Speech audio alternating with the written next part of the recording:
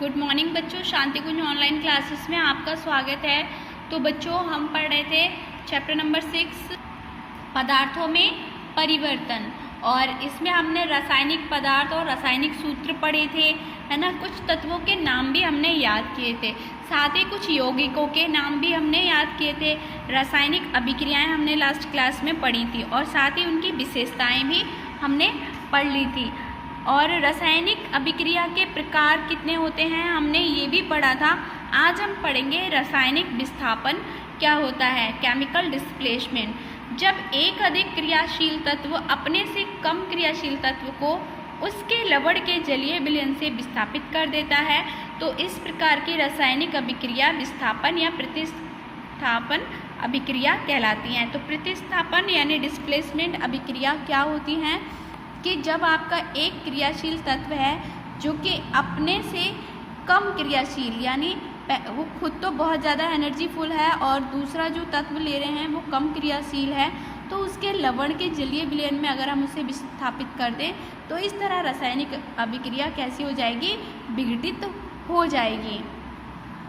जैसे कि इसे यहाँ समझाया गया है कि पोटेशियम, फिर उसके बाद में sodium, calcium, magnesium, aluminium, zinc, लोहा, lead, hydrogen, copper, mercury, silver, सोना।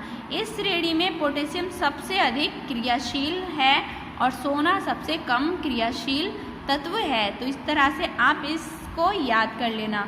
उदाहरण देखो, जब कॉपर सल्फेट के नीले विलयन में लोहे के टुकड़े को डाला जाता है तो इसका नीला रंग धीरे धीरे गायब होता रहता है और हरे रंग का फेरस सल्फेट ये विलयन प्राप्त होता है। कॉपर सल्फेट का अब नीला रंग कैसा बन गया, हरा बन गया।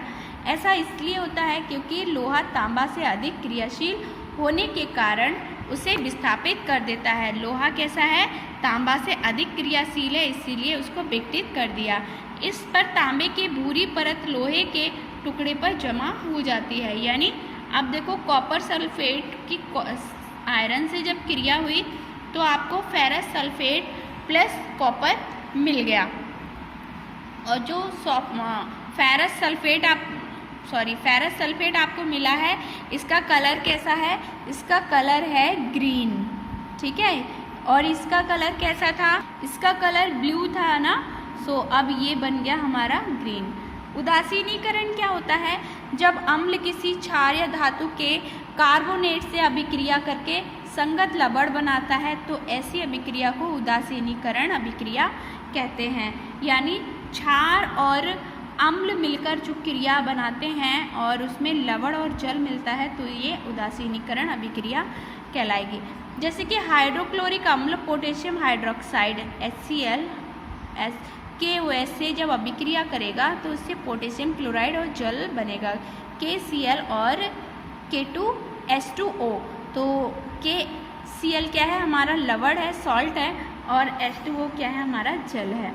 सल्फ्यूरिक अम्ल हाइड्रोक्साइड से अभिक्रिया करके सोडियम सल्फेट एवं जल बनाता है। यानी सल्फ्यूरिक अम्ल हमारा क्या होता है, H2SO4 + 2 NaOH+, तो ये हमें देगा Na2SO4 + 2 H2O। Na2SO4 क्या है, सोडियम सल्फेट, और साथ ही जल के 2 अणु भी देगा। ऑक्सीजन क्या होती है, ऑक्सीडेशन। बच्चों ऑक्सीडेशन क्या होता है, ये बहुत इंपॉर्टेंट है, ध्यान से समझना। ऑक्सीडेशन यानी ऑक्सीकरण एक ऐसी रासायनिक अभिक्रिया है जिसमें किसी पदार्थ का ऑक्सीजन का संयोजन और हाइड्रोजन का वियोजन होता है। किसी पदार्थ में ऑक्सीजन का तो संयोजन होगा, मतलब ऑक्सीजन जुड़ेगा, और हाइड्रोजन का वियोजन होगा, हाइड्रोजन निकलेगा। जब कार्बन ऑक्सीजन से अभिक्रिया करके कार्बन डाइऑक्साइड बनाता है तो इसमें कार्बन ऑक्सीडेशन द्वारा, यानी C+ oxygen, carbon plus oxygen मिलकर हमें क्या देंगे, कार्बन डाइऑक्साइड।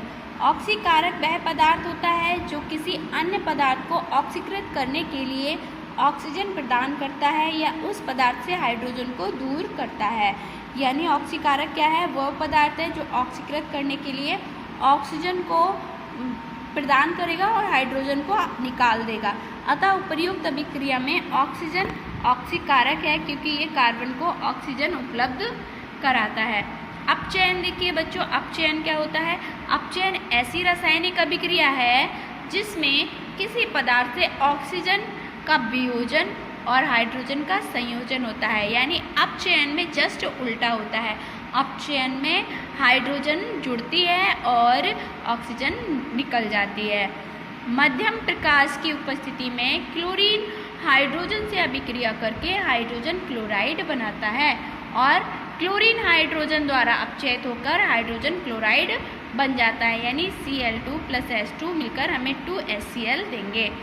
एक अपचायक वह पदार्थ है जो किसी अन्य पदार्थ से ऑक्सीजन को वियोजित करता है या हाइड्रोजन को संयोजित करता है। यानी Cl2 और H2 के बीच की अभिक्रिया में हाइड्रोजन अपचायक है जो क्लोरीन से हाइड्रोजन क्लोरीन को हाइड्रोजन उपलब्ध कराता है। समुद्र में क्या है बच्चों? तो क्या आपने कभी समुद्री जल को चखा है? ये नमकीन क्यों होता है? क्योंकि वर्षा का जल भूमि के ऊपर से बहता है, इसीलिए इसमें चट्टानों से लवण आकर घुल जाते हैं। ये लवण बहकर झरना से होते हुए नदी में और अंततः समुद्र में पहुंच जाते हैं। यानी जो चट्टानों से लवण घुलकर आते हैं वो नदी में मिल जाते हैं, समुद्र में फिर पहुंच जाते हैं। वहाँ लवण स्थिर हो जाता है क्योंकि यहाँ से जल बहकर बाहर नहीं निकलता है। और जब इन जल स्रोतों से जल वाष्पित होता है तो प्रायः सभी लवणों को वहीं छोड़ देता है। क्योंकि लवण थोड़े भारी होते हैं इसीलिए वो समुद्र में ही रह जाते हैं। और समुद्री जल को टैंकों में एकत्रित किया जाता है तथा सूर्य की गर्मी से धीरे धीरे वाष्पित होकर उड़ने हेतु छोड़ जाता है। जल धीरे धीरे वाष्पित होकर उड़ जाता है और नमक का श्वेत रवा छोड़ जाता है, जिससे शुद्ध करके खाने वाला नमक अब तैयार कर लिया जाता है। तो इस तरह से हमारा समुद्रों से नमक तैयार हो जाता है। तो बच्चों अब आपका होमवर्क है, आपको ये अंतर बताना है अभिकर्मक और उत्पाद में, ऑक्सीकरण और अपचयन में। ये मैंने अभी बताया आपको, तो देखो कैसे करना है। तो बच्चों इसका आंसर आपको ऑक्सीकरण में यहाँ से लेके यहाँ तक करना है, साथ ही ये अभिक्रिया लिखना है। अपचयन में आपको यहाँ से लेके यहाँ तक करना है और साथ ही ये अभिक्रिया करनी है। और अभिकर्मक और उत्पाद में अंतर यहाँ से लिखना है। अभिक्रिया में भाग लेने वाला पदार्थ को अभिकर्मक तथा प्राप्त नए पदार्थ को उत्पाद कहते हैं। तो बच्चों इतना होमवर्क आपको कॉपी में करना है। नेक्स्ट क्लास में हम बाकी का पढ़ेंगे भी और अपने एक्सरसाइज भी कंप्लीट करेंगे। तो मिलते हैं नेक्स्ट वीडियो में। Till then bye bye, take care.